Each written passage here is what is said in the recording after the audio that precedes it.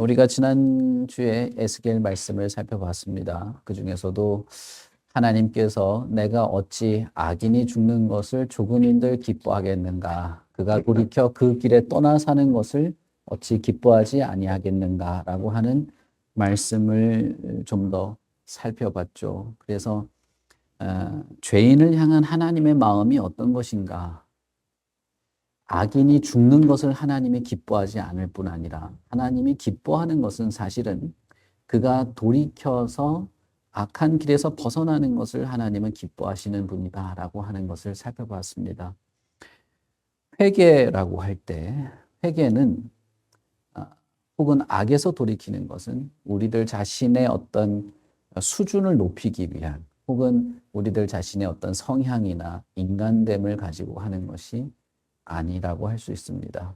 우리가 용서를 빌고 회개에 대한 어떤 기대를 가지는 것은 회개하는 것을 하나님께서 기뻐하고 용서를 베푸는 것을 하나님께서 기뻐하고 실제로 그가 자신의 죄에 대한 처절한 자각 속에서 악으로부터 돌이키는 것을 하나님이 기뻐하신다고 하는 그 하나님에 대한 신뢰 때문에 우리가 회개를 하게 된다. 그렇게 말씀을 드렸습니다.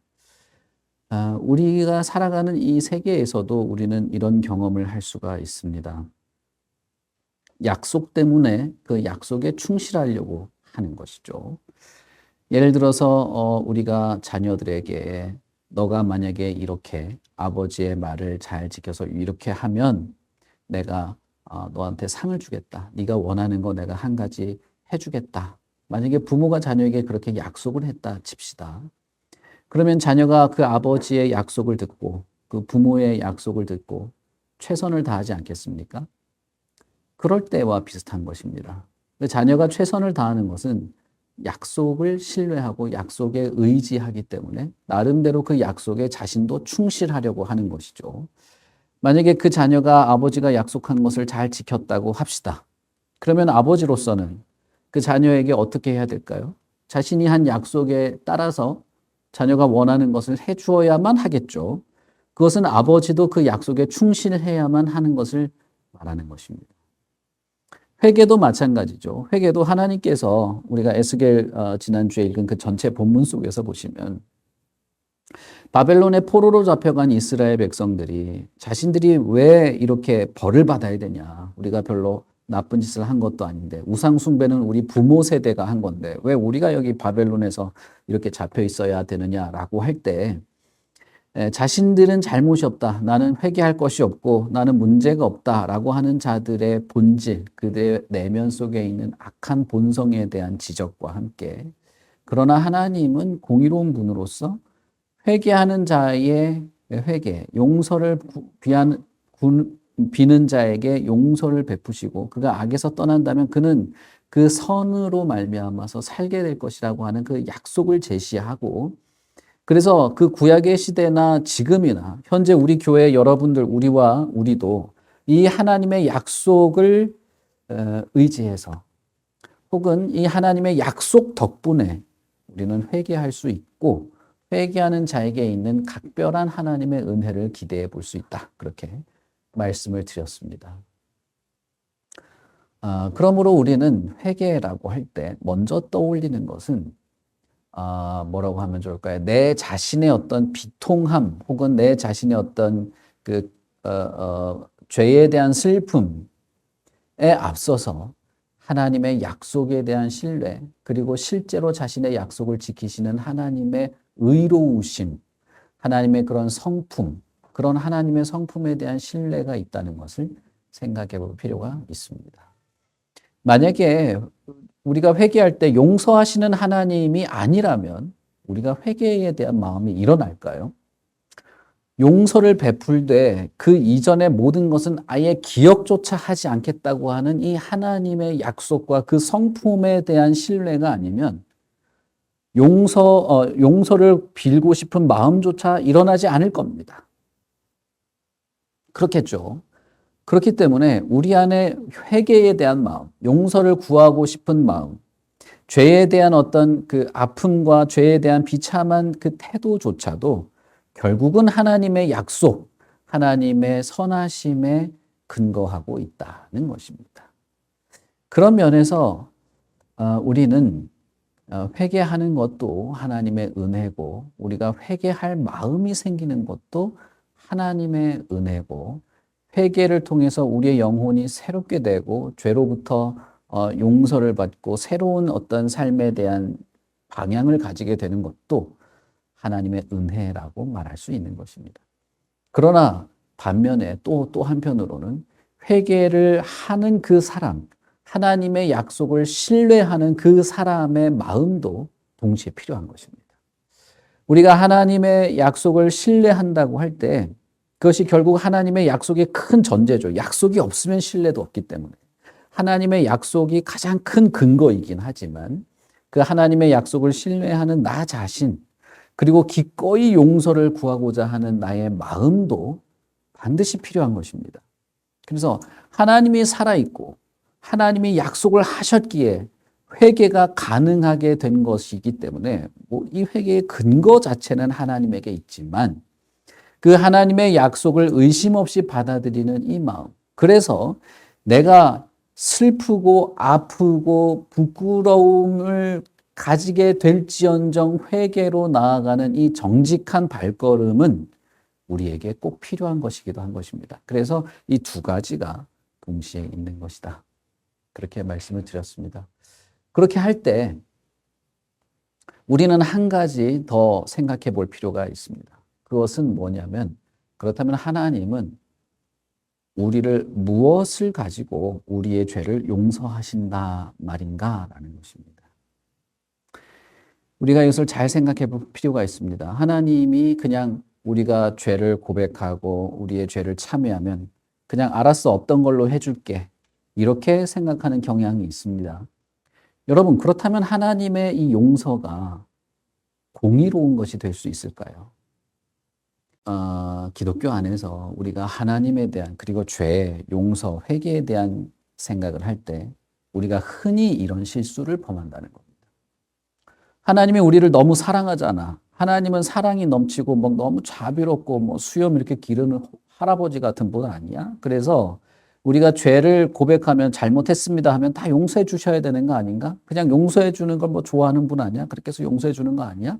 이렇게 생각하는 경향이 있다는 겁니다. 그러나 여러분, 만약에 하나님이라고 하는 분이 전능하신 분이고 무엇이든 가능한 분이긴 하지만 만약에 그렇게 우리의 죄를 용서한다, 그렇게 우리의 죄를 기억도 하지 않겠다라고 하면 그 용서를 의로운 용서라고 할 수 있을까라고 하는 것입니다. 더 나아가서 죄를 회개하는 그 자신은 무엇 때문에 그렇게 죄를 슬퍼하고 아파할까 하는 것이죠. 많은 경우에 사람들이 자신의 수준에 비추어서 죄를 부끄럽게 여기는 경향이 있습니다. 내가 이 정도 수준밖에 안 되네. 내가 도덕적으로 좀 많이 벗어났네. 그래서 부끄러워하는 경향을 가지는 것이죠. 여러분, 성경에서 말하는 죄에 대한 슬픔은 그런 정도를 말하는 게 아니에요. 만약에 그런 정도로 내가 다른 사람들한테 피해를 줬네, 다른 사람들이 나를 어떻게 생각할까, 내가 윤리적으로 좀 이 정도밖에 안 됐나, 부끄럽다 하는 정도면 글쎄요, 그것은 성경에서 말하는 죄의 통회와는 조금 거리가 있는 것입니다. 제가 차차 말씀을 드리긴 하겠습니다만 이것은 하나님과 관계 있는 것이에요. 그리고 용서도 하나님이 베푸시는 것이기 때문에 우리의 기분으로 용서와 회개를 단정짓거나 내 수준과 상식 정도로 하나님의 용서, 그냥 알았어, 용서해 줄게, 이런 정도로 생각하시면 안 됩니다. 그리고 회개하고 회개의 결과, 내가 하나님께 회개했으니 나는 앞으로 이렇게 살아가야 되겠다라고 하는 결단의 문제에 있어서도 내 어떤 성향이나 내 기질에 따라서 하는 정도는 해서는 안 되는 것입니다. 제가 오늘 그걸 전부 다 말씀드릴 수는 없고, 하나님께서 우리의 죄를, 회개하는 자의 죄를 용서하시고 그의 죄를 기억하지 않겠다라고 할 때에 과연 하나님은 무엇을 근거로 그렇게 용서를 베푸시고 그 용서의 목적은 무엇인가, 말씀을 드리려고 하는데 오늘 어쨌든 할 수 있는 한 제가 말씀을 드리도록 하겠습니다. 자, 여러분 한번 제가 다시 질문을 하겠습니다. 하나님은 무엇을 근거로 우리를 용서하십니까? 무엇을 근거로 우리의 회개를 받아주시고 실제로 그것을 용서하시겠습니까? 여러분은 어떻게 생각하십니까? 이건 우리에게 매우 중요한 것입니다. 우리는 모세가 이스라엘에게 하나님으로부터 받은 율법을 전달한 그 율법의 내용을 잘 알고 있습니다. 눈에는 눈, 이에는 이라는 것이죠. 어떤 사람이 다른 사람의 눈을 상하게 했으면 그 사람도 자기 눈이 똑같이, 그와 똑같이 그렇게 해야 된다. 어떤 사람이 다른 사람의 이를 부러뜨렸으면 그 사람도 똑같이 그렇게 해야 된다. 라고 하는 것입니다. 그것은 여러분, 이것을 이제 이스라엘이 나중에 이제 오해하기 시작해서 너도 똑같이 당해봐라. 이렇게 이제 받아들였죠. 그러나 예수님은 그것을 율법을 새롭게, 그 율법이 원래는 무슨 뜻이냐면 그러니까 너희들이 서로 사랑하라는 뜻으로 준 말이다. 이렇게 새롭게 해석을 하시죠. 그 율법은 원래 그런 의도로 주어진 것입니다. 그러나 그 모세 시대, 구약의 시대에도 이것은 많이 오해가 됐어요. 그래서 너가 나를 상하게 했어? 그럼 너도 똑같이 당해야 돼. 이런 보복하고 복수하는 내용으로 사람들이 쉽게 받아들였는데 사실은 이것은 너무 과도하게 그 사람에게 죄의 책임을 지우거나 어떤 사람이 다른 사람을 상하게 했을 때 그가 범한 잘못보다 더 과도한 어떤 책임을 물게 하지 않으려는 의도가 더 있는 것입니다. 내 눈에는 눈, 이에는 이를 이제 그만큼 복수해야 된다 이런 식으로 생각하는 경향이 많아졌죠. 지금도 뭐 중동의 여러 무슬림 국가에서는 이런 식으로 이렇게 적용을 하는데 사실은 그 내용은 그런 것이 아닙니다. 그러나 분명히 여기에는 어떤 사람이 잘못을 범하거나 죄를 범하거나 다른 사람에게 상해를 입히거나 손해를 입히면 그에 상응하는 대가나 그 가치만큼 그가 물어주어야 한다는 것은 분명한 것입니다. 저는 듣기 좋은데 여러분 신경 쓰지 마십시오. 이걸 너무 신경 쓰시면 안 되고 여러분들은 이 말씀에 좀 더 관심을 기울이시길 바랍니다. 그래서 구약의 여러 구절, 여러 사건들에 보면 누군가가 사람을 죽였다면 그도 반드시 죽어야 된다. 누군가가 다른 사람의 다리를 불구를 만들었다면 그는 그 사람의 삶을 책임져줘야 된다. 누군가가 그 사람의 소를 한 마리 죽였다면 그는 똑같은 소를 물어줘야 된다.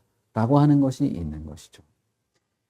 어떤 죄에 대한 그 죄에 상응하는 대가를 치러야 한다는 면에서 이 율법은 절대적인 것이었습니다. 그래야만 그 벌, 어떤 사람을 상해하게 한 것에 대해서 치르는 그 벌 혹은 그 대가가 공의로운 행위가 되는 것입니다. 무슨 말씀인지 아시겠죠? 어떤 사람이 양 2마리를 억울하게 죽게 만들었다면 그 사람은 똑같이 양 2마리를 그 사람에게 물어줘야 돼요. 그래야 이것은 공의로운 판결이 되는 것입니다. 공의로운 행위, 공의로운 속죄가 된다 이 말이에요. 자, 그러면 질문으로 다시 돌아가 봅시다. 그렇다면 하나님이 우리 죄를 용서하실 때, 회개하는 자에게 용서를 베푸실 때 하나님은 공의와 상관없이 우리를 용서하시겠느냐라는 거예요. 그렇지 않죠. 그렇다면 무엇을 근거로 우리를 용서하시겠습니까? 그 용서가 하나님이 의로우신 분이라는 것을 어떻게 드러낼 수 있겠습니까? 여기에는 중요한 전제가 하나가 있습니다. 그건 뭐냐면 우리가 죄를 지은 대상, 우리의 죄가 향한 대상이 하나님이시라는 거예요. 여러분, 우리의 회개에 있어서 우리가 여러분 이제 그 조직 신학에서도 여러분 이제 보시겠지만 우리 인간론을 하면서 여러분 나누었겠지만 우리의 회개에는 2가지가 있습니다. 그런데 이 2가지를 혼돈하시면 안 돼요. 우리의 죄가 누구를 대상으로 했느냐라는 것입니다. 우리에게 있는 죄에 대한 책임이 누구에 대한 책임이냐는 것입니다. 첫째는 하나님에 대한 것이에요. 다시 말하면 우리의 죄의 대상이 하나님이라는 거예요. 만약에 어떤 사람이 옆집의 농부의 소를 상하게 했어요. 그래서 이 악행의 대상이 옆집 농부다 칩시다. 그러면 옆집 농부에게 상응하는 대가를 치러주면 되는 것이죠. 그런데 우리에게 있는 이 죄가 하나님을 대상으로 하고 있다면 우리는 이 하나님에게 어떠한 상응하는 대가를 치루어야 하냐는 것입니다. 자, 여러분, 우리가 손상시킨 명예가 하나님의 명예라면 우리가 그 하나님의 명예를 어떻게 보상할 수 있습니까? 우리가 더럽힌 이 명령, 우리가 어긴 명령이 하나님의 명령이라면 우리가 부서뜨리고 우리가 좌절시킨 약속이 하나님과 맺은 약속이라면 우리가 살아가는 삶이 하나님의 뜻을 거스리고 하나님의 목적을 오염시킨 것이라면 우리는 이것을 어떻게 상응하는 대가로 회복시킬 수 있냐는 거예요. 그 명예를 실추시킨 것을 어떻게 회복시킴으로써 공의로운 해결이 되겠습니까? 그 명령을 어떻게 회복함으로써 우리가 그 하나님이라고 하는 분을 향하여 지은 죄를 그에 상응하는 대가를 치를 수 있겠냐? 하나님이 어떤 분이십니까, 여러분? 하나님은 무한한 분이죠. 하나님은 영원한 분입니다. 그러면 우리가 영원한 명예를 회복시킬 수 있을까요? 영원한 명령에 대해서 우리가 복구할 수 있을까요? 한시적인 거면 어떤 한 순간, 어떤 한 시간대의 잘못을 다른 시간대에 벌충할 수 있을지도 몰라요. 그러나 영원이라고 하는 것은 영원이라고 하는 그 가운데 하나만 틀어져도 그건 영원일 수가 없어요. 이걸 어떻게 복구할 겁니까? 무한하다고 하는 것도 무한한 어떤 그 개념에서 어떤 것 하나만 멈춰도 그건 무한일 수가 없습니다. 이걸 우리가 어떻게 공의롭게 해결할 거냐는 거예요. 그러면 하나님은 무엇을 근거로 우리를 용서하시고 그것이 공의로운 용서라고 말할 수 있냐는 것입니다. 하나님은 이스라엘 백성들에게 한 가지 방법을 제시합니다. 그건 율법을 통해서 제시한 것인데 율법에 의하면 이스라엘은 자신의 죄를 회개하기 위해서 제물을 바쳐야 했습니다. 그것은 이렇게 사람의 형편에 따라 다른 겁니다. 죄의 크기에 따라 다른 게 아니라 그 사람의 형편에 따라 다른 겁니다. 돈이 있는 사람은 소를 바칠 수도 있고 없는 사람은 양을 바칠 수도 있고 그것도 없는 사람은 비둘기를 바칠 수도 있는데 무엇을 바치든지 자신이 바치는 제물을 철저하게 파괴하는 것입니다. 제사장에게 가져가면 제사장 앞에서 자신의 모든 죄를 고백하는 겁니다. 그러면 제사장은 그 제물에 손을 얹고 그 죄가 이 제물에게 씌워지는, 이 제물에게 전가되는 것을 하죠. 하고 나서 이 제물을 죽일 테니 용서를 구하는, 용서를 달라는 기도를 하고 제물을 죽여요. 여러분 레위기에 보면 어떻게 죽입니까? 짐승을 절반을 쪼개요. 절반을 쪼개고 내장을 다 해체합니다. 내장을 둘러싼 그 기름막까지 전부 다 해체합니다. 그리고 피를 그 제단에서부터 실로암 그 개천을 따라서 예루살렘 성 바깥에 그 광야에 흘러갈 정도로 피를 쫙쫙쫙 흘려요. 이 속죄일이 돼서 제물을 하게 되면 이거를 한 달 넘게 그 피가 그 전 도시에 피 냄새가 진동하고 그 예루살렘 성 바깥에 흘러나가는 거기에 핏물이 계속해서 흐르는 것이죠. 그 자기 눈앞에서 하는 거예요. 여러분, 그 제물은 자기가 가지고 있고 자기가 기르는 짐승들 중에서 가장 흠없고 깨끗하고 순결한 짐승을 가지고 오는 거예요. 그 짐승 자체가 결함이 있어도 저 죽어도 돼 그런 짐승이 아니에요. 그것을 나의 자신을 투사해서 죽이는 겁니다. 그건 뭡니까? 피가 없이는 해결할 수 없다는 거예요. 너 자신의 인생 전체, 너의 존재 전체가 다 하나님께 다 드려져도 해결이 안 될 만큼의 악이라는 것을 인식하는 것입니다. 이것을 이스라엘은 성인이 될 때부터 해요. 이스라엘은 성인이 13살부터 해요. 그럼 10대 때부터 하는 겁니다. 죽일 때 그냥 전기 충격기로 찍 하고 끝나는 게 아니에요. 그러면 엄청난 광경인 것이죠. 그 안에서. 그 앞에서 이스라엘 사람들은 하나님 앞에서 제사를 드릴 때 자기 자신이 저렇게 죽어야 함을 느끼는 겁니다. 그리고 그렇게 죽는 거예요. 실제로 내가 저랬어야 한다. 내가 하나님 앞에서 지은 죄는 잠깐 피곤해서 좋은 정도가 아니에요.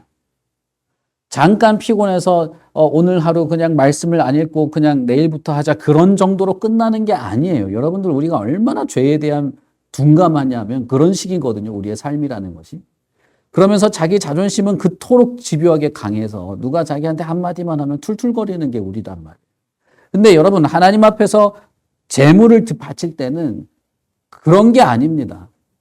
조금도 남김이 없이 제물을 완전히 다 해체를 한 다음에 피를 그 돌제단에 가득 채우고 그 비린내가 진동하는 가운데 그 다음에 그 제물을 불로 살라버리는 거예요.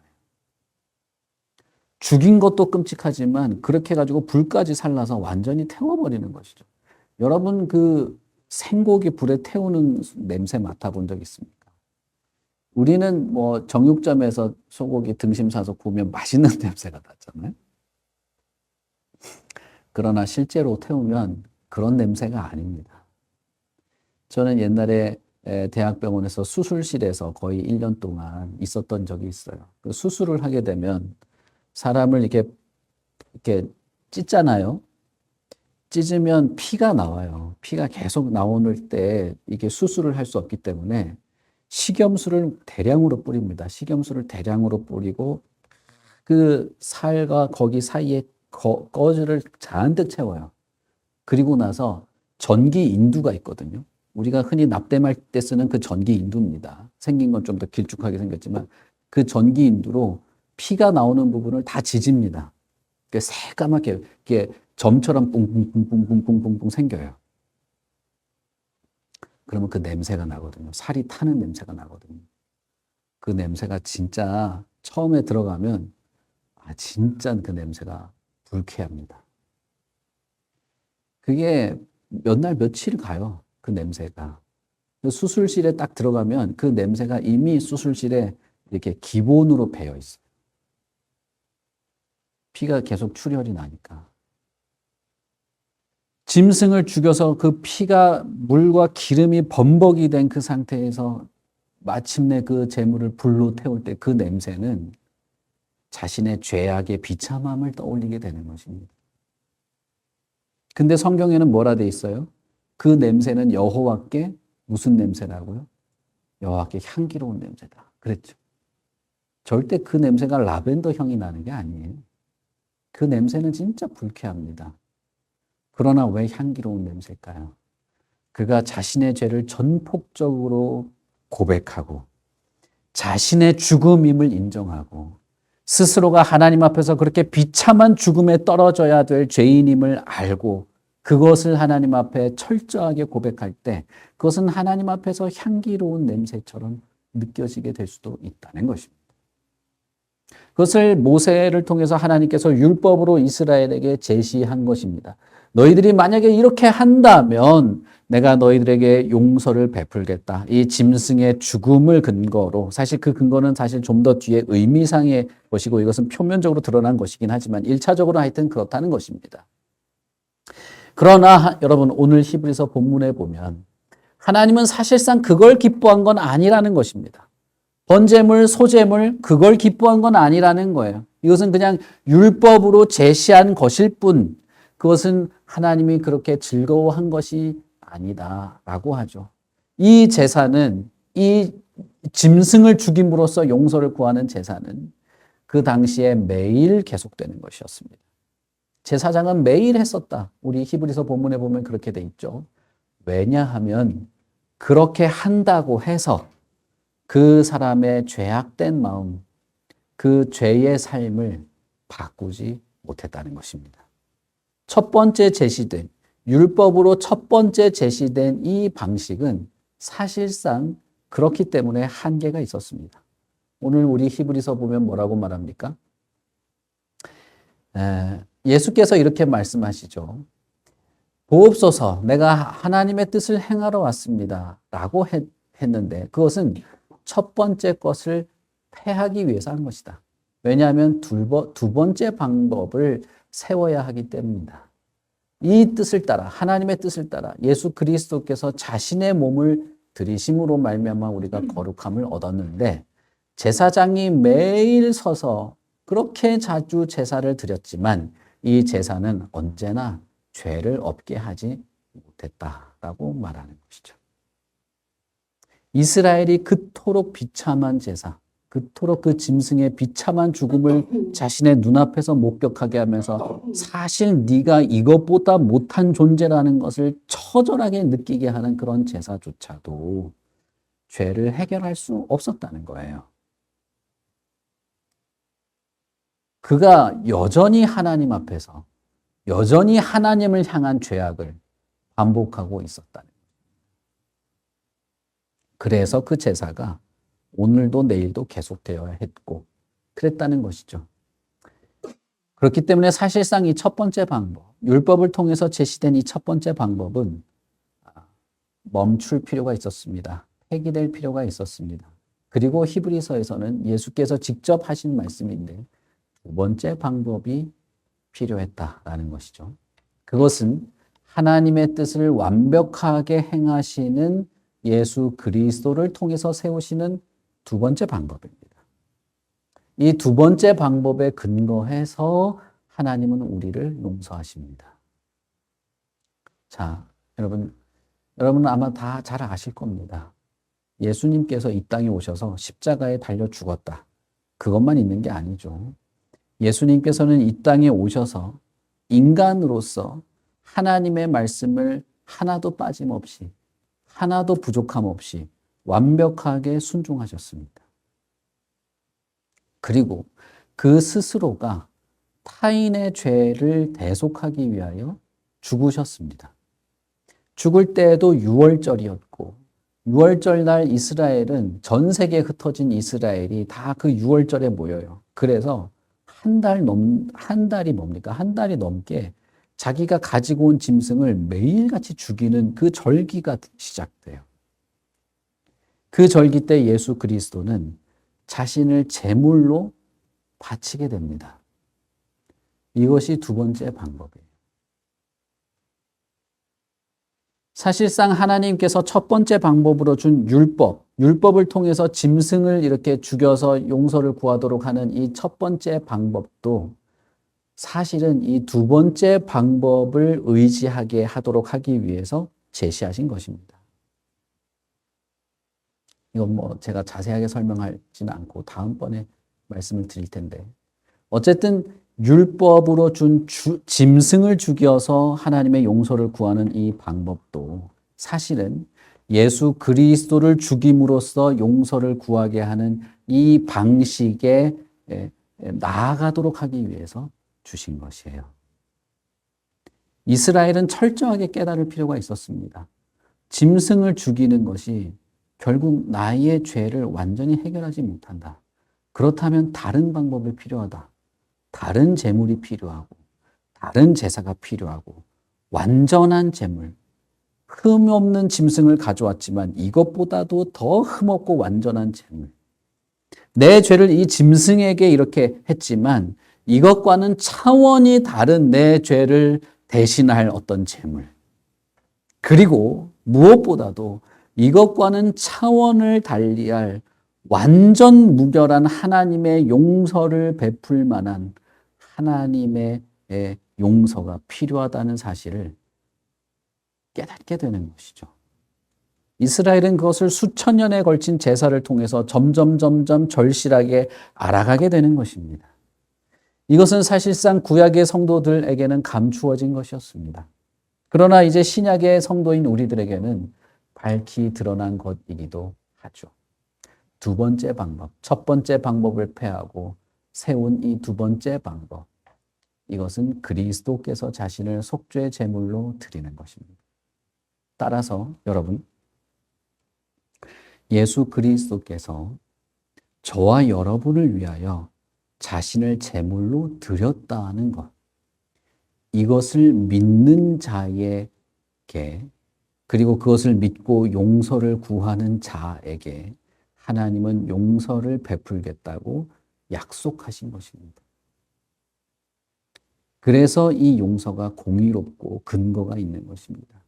왜냐하면 영원한 이 명예를 회복할 만한 영원한 순전한 분의 죽음을 대가로 치루었기 때문입니다. 사실상 우리가 하나님의 명예에 흠을 입힌 이것은 여러분의 생명을 다 갈아바쳐도 복구될 수 없어요. 겨우 살아봐야 7, 80년 살고 그렇게 산 삶 자체도 별 것 없는 인생에 생명을 바친들 하나님의 명예가 회복되기는 하겠습니까? 물론 하나님의 명예가 실추됐다는 것도 우리가 잘 이해하실 필요가 있지만 어쨌든 그러나 예수 그리스도의 죽음은 다른 것입니다. 이분의 명예는 하나님의 명예입니다.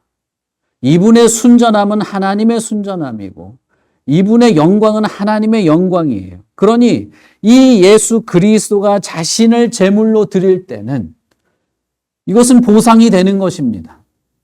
이것은 실추된 명예를 보상할 만한 것이 되는 것이에요. 그러니 예수 그리스도께서 나를 대신하여 자신을 보상으로, 자신을 그 대가로 드렸을 때는 그 악에 대한, 그 상해에 대한 보상으로 값을 치룰 수 있는 것입니다. 우리는 이것을 믿는 것이에요.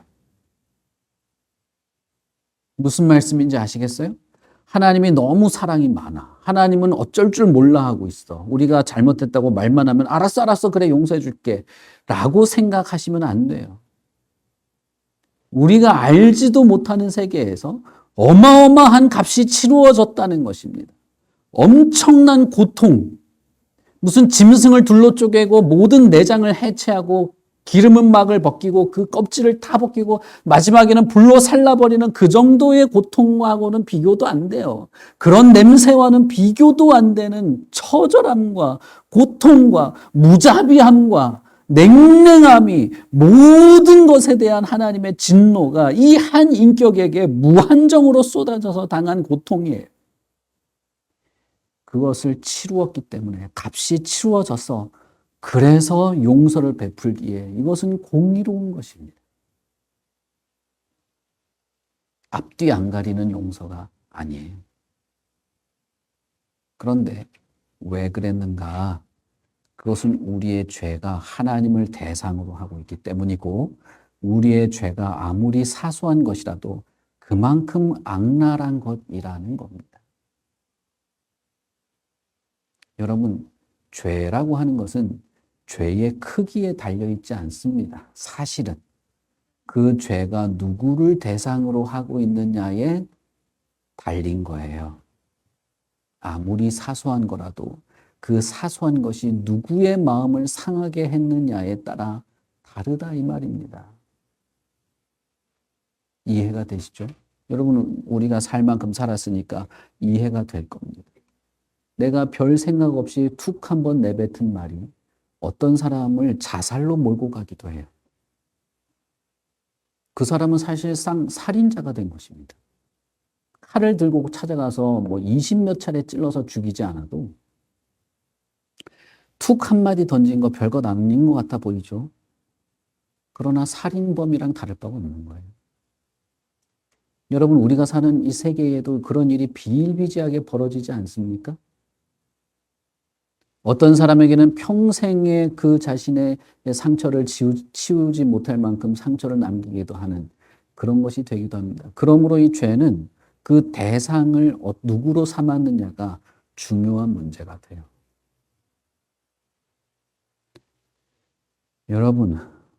여러분이 죄의 악함, 내가 가지고 있는 이 죄성에 대한 악함, 이 비참함, 이 죄의 깊이를 알고 소스라치게 놀란 적이 있는지 모르겠어요. 그건 하나님을 의식할 때 시작돼요. 왜 우리 조직신학이 하나님 신론부터 시작하느냐 하면 그게 모든 것의 출발이기 때문이에요. 여러분, 하나님의 속성, 하나님의 이름, 하나님의 계획, 하나님의 열심에 대해서 우리가 나누었을 때 논리에 따른 명제 몇 가지 머릿속에 넣어두는 걸로 끝났습니까? 아니면 그 하나님에 대한 생각에 묵상이 꼬리에 꼬리를 물면서 하나님이란 분이 얼마나 대단하고 위대하고 나와는 전혀 차원이 다른 분인가를 생각하게 만들었습니까? 우리 조직 신학하지만 여러분 이거 책 읽고 이것들 다 아는 얘기인데 별것 아니었는데요. 뭐 특별한 건 없었고요. 이런 식이면 여러분은 정말 영적으로 죽은 상태라는 걸 알아야 돼요. 성경 읽으면서도 그런 사람들이 있거든요. 뭐랄까요? 저는 그냥 한계를 느껴요. 인간의 영혼은 말로 고쳐지는 게 아니에요. 제가 100마디 말을 한다고 그 사람이 바뀌지 않아요. 그러나 그래서는 안 되는 겁니다. 진짜 여러분 진지하십시오. 제발 부탁인데 여러분 진지하십시오. 우리가 죄를 지은 대상, 우리의 죄의 본성, 우리의 이 죄의 경향이 향하는 대상은 하나님이에요.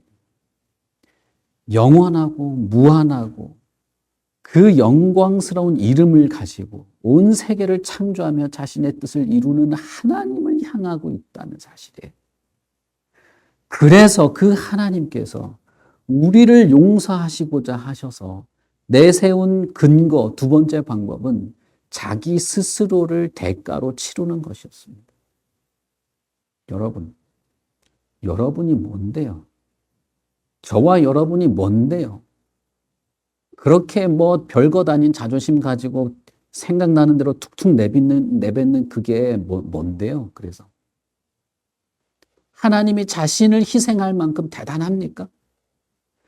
하나님이 여러분을 위해서 자기 자신을 희생할 만큼 여러분이 그럴듯합니까?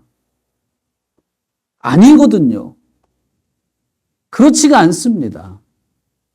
그래서 내가 하나님을 향하여 가지고 있는 이 미적지근한 태도, 하나님을 향하여 가지고 있는 이 무지함, 하나님을 신뢰하지 않는 이 마음, 하나님의 그 선함에 대해서 내가 이렇게 즐거워하지 않으면서 주님을 따르지 않는 이 게으름이 얼마나 큰지 느끼지 못하면 이건 그 자체로 크나큰 죄악입니다. 그것이 내 마음에 점점 다가오기 시작할 때 그 사람은 사실상 견디기 어려워요. 그게 너무 무서워지기 시작하는 것이죠. 그런데 또 한편으로는 예수 그리스도가 이미 내 대신 값을 치렀다는 거예요. 나 대신 그 값을 치렀다는 거예요. 정말 그런 건가? 아니, 그렇다면 내가 용서를 받을 수 있다는 것이 말이 된다는 것이죠. 그렇다면 내가 예수 그리스도를 믿는 이 믿음으로 하나님께서 내 용서를 들으시고 용서해 주신다는 게 참 의로운 것이구나 이해가 되는 것이죠. 그러면 하나님께 내가 용서를 구할 수 있고 예수 그리스도를 내가 의지해서 용서를 구할 수 있고 그런 예수 그리스도와 하나님, 이 성부와 성자의 이 합작품인 이 두 번째 방법이 너무 다행스러운 거 아니겠습니까? 가끔씩 제가 어떤 분에게 이런 문제가 있는 것 같은데 회개하셔야 됩니다. 기도하셔야 됩니다. 라고 하면 가끔씩 어떤 분들이 기분 나빠하는 경우가 있어요. 저 목사가 나를 이렇게 생각하고 있었냐? 저 목사가 내가 어떤 상황에서 지금 신앙생활 하는지도 모르고 이렇게 말하네. 내가 그래도 최선을 다하고 있는데 이런 식으로 받아들이시는 분들이 있어요. 참 저도 할 말이 없고 그걸 어떻게 저도 할 수가 없지만 여러분 잘 생각해 보십시오. 하나님이 저를 사용하실 뿐이지 제가 여러분을 어떻게 여기는지는 중요하지 않습니다. 제가 여러분을 신앙이 참 좋은 분 같아 라고 생각하는 것이 뭐 대단한 게 아니에요. 제가 여러분의 영혼의 상태를 저 사람은 너무 영적으로 너무 지금 밑바닥으로 내려간 거 아닌가 생각하는 게 대단한 게 아니에요. 그렇게 한다고 해서 뭐 여러분 뭐가 바뀝니까? 하나님 앞에서 내가 어떤 사람인가가 더 중요한 것입니다. 하나님 앞에서 내가 어떤 마음으로 하나님을 대하고 있는가가 훨씬 중요한 겁니다. 차라리 나 같은 사람을 통해서라도 하나님의 음성이라 생각하고 그것을 나의 영혼의 유익으로 삼는다면 그것은 너무 좋은 것이죠. 그럴 수 있는 정도의 성숙도는 우리에게 있어야 되는 거예요. 교회를 뭐 10년, 20년, 30년 다니는데 내가 뭐 회개도 안 했을까 봐 이러면 나도 할 말이 없는 거예요. 근데 여러분 잘 생각해 보십시오. 내가 그렇게 대단하냐 이 말이에요. 밤새 기도하고 막 병자를 고치고 환상을 보고 그게 그렇게 대단하냐는 거예요. 하나님의 말씀과 진리를 따라서 내가 정직하게 살아가는 것이 훨씬 더 값어치 있는 것입니다. 그런데 하나님 앞에서 내 자신이 죄에 대한 자각, 죄인으로서 내가 하나님 앞에서 온전하지 않다고 하는 것에 대한 슬픔, 내 마음의 이 욕망과 욕구와 이 매정함과 무지함, 게으름들이 하나님을 향하여서 드러나고 있는 것이라는 것에 대한 어떤 이 경각심, 깜짝 놀라게 되는 이 내 마음의 본성과 태도들, 그것을 하나님 앞에서 다루려고 할 때 나를 대신해서 그 모든 것에 처절한 고통과 진노를 당하신 예수 그리스도가 있고 하나님은 기꺼이 그분을 보셔서 나를 용서하시는 하나님이라고 하는 사실 때문에 너무나 감사하고 다행스럽고 부끄럽고 기쁘기도 해서 하나님 앞에서 다시는 내가 이런 자리에 돌이키고 싶지 않아서 용서를 빌게 되는 바로 그것이 우리의 회개인 것입니다. 그것이 하나님께서 우리에게 주신 두 번째 방법인 거예요. 예수께서 저와 여러분을 위하여서 값을 치르셨습니다. 자기 자신을 값을 치르셨어요. 그리스도가 오기 전까지는 누구도 이 일을 알 수 없었고 경험해 본 적이 없습니다. 이것은 그래서 감추어진 비밀 같았습니다. 그러나 이제는 밝히 드러나게 됐죠. 오직 그리스도의 희생, 그분의 대속, 그분의 죽음으로 말미암아 우리는 공의로운 용서를 받을 수 있고 하나님도 그분으로 말미암아 우리를 용서하십니다. 그러므로 우리의 회개는 사실상 그 하나님 덕분에 그리스도를 의지하여서 하게 되는 것이고 이 일을 성령께서 도우십니다. 성부와 성자와 성령이 나 같은 사람 한 사람 용서받게 하려고 그 창조주 하나님이 이 삼위 하나님께서 자신의 최선, 자신의 전부를 다 쏟아부어서 저와 여러분을 용서하려고 하신다는 겁니다. 여러분, 글쎄요, 저는 여기서 뭘 더 어떻게 설명하면 좋을지 모르겠어요. 그러나 더 나은 설명이 있겠죠. 더 감동적인 표현이 있을 겁니다. 그러나 제 한계는 여기까지예요. 여러분, 하나님을 생각해 보십시오. 그리스도를 생각해 보십시오. 그리고 하나님께서 기꺼이 자기의 아들 예수 그리스도의 그 희생을 근거로 그것을 나의 죄 때문인 줄 알고 믿고 참되게 회개하는 자를 기꺼이 용서하신다는 것이죠. 그러므로 여러분 예수를 믿는다는 것은 이것을 말하는 겁니다. 나 같은 사람의 이 비참한 이 결함, 이 무지를 예수께서 대신 값을 치르셨다. 그걸 믿는 겁니다. 그걸 내가 신뢰하고 하나님께 용서를 구하는 겁니다. 이 용서의 목적에 대해서는 다음 주에 말씀드리겠습니다. 하나님은 약속하셨습니다. 그렇게 한다면 너가 용서를 받을 뿐 아니라 너의 죄에 대해서 내가 기억도 하지 않겠다. 너에게 다른 삶이 시작되게 해주겠다. 너를 다르게 내가 살게 해주겠다고 약속해 주셨어요. 그러나 여러분, 이 약속을 우리는 신뢰할 수 있습니다. 어떻습니까? 여러분, 회개는 그런 면에서 좋은 겁니다. 회개는 그런 면에서 아플 수는 있지만 좋은 것입니다. 회개를 하지 않을 이유가 없는 것이고, 회개는 우리에게 하나님께서 주신 절호의 기회인 것이죠. 이것을 위해서 얼마나 많은 짐승을 죽게 했습니까? 이것을 위해서 얼마나 고결한 생명이 자신을 드리게 되었습니까? 그러니 이것은 단순하지 않아요. 나는 예수 믿으니까 이제부터는 앞으로 내가 짓는 죄에 대해서만 회개하는 거야. 아니요. 그렇지가 않아요. 내가 예수 믿고 세례 받았으니까 이제부터는 내가 살면서 짓는 이런 도덕적인 죄만 회개하면 되겠지? 글쎄요. 진짜 그럴까요? 하나님에 대한 이해가 깊어지면 깊어질수록 물론 우리는 하나님이 용서하시는 걸 압니다. 예수 그리스도를 믿는 자에게 완전히 죄에 대한 것들을 지워버린다고 할 만큼 용서를 하시는 걸 알아요. 그래서 우리는 용서받은 자입니다. 하나님의 자녀가 됩니다. 그리고 하나님의 자녀로 살아갑니다. 그러나 그럼에도 불구하고 우리는 예수 그리스도 안에서 우리가 온전한 회개로 나아가기를 바라게 되는 거예요.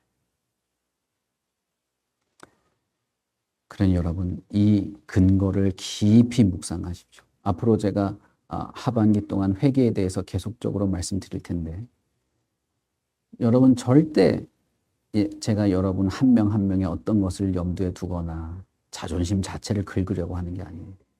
다만 하나님과 예수 그리스도와 성령의 역사를 근거로 우리는 하나님 앞에 겸손히 나아가는 회개의 마음, 회개의 영을 가지고 살아가야 한다는 걸 근거로 아셔야 된다는 거예요. 우리 같이 기도하겠습니다.